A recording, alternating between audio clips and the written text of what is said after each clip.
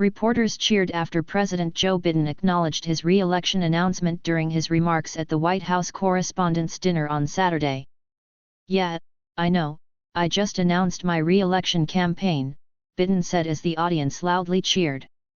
"Some of you scooped that I'd announce in a video, but you really all thought in your heart that I'd just blurt it out, didn't you?" he added as reporters laughed. Bias? A non-adversarial relationship, not what you would hope in objective coverage, questioned Fox and Friends Weekend CEO host Will Cain.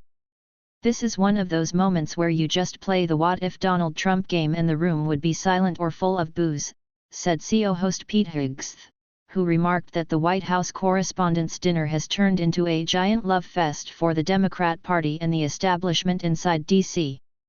During his speech at the dinner, the president also addressed and joked about concerns over his age. "I get that age is a completely reasonable issue, it's on everybody's mind, by everyone I mean the New York Times," Biden said.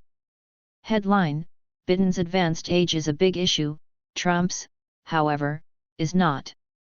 "Call me old, I call it being seasoned.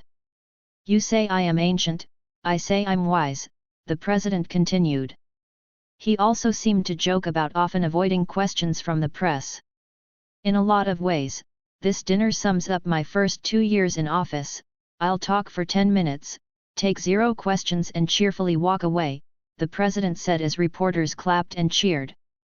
CNN political commentator Scott Jennings suggested that Biden was mocking the press by joking about not taking questions.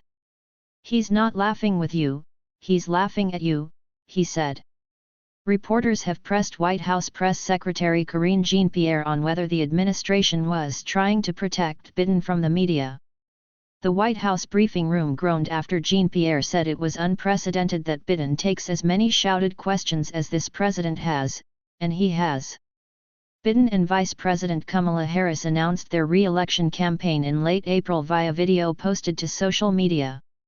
"When I ran for president 4 years ago, I said we are in a battle for the soul of America and we still are.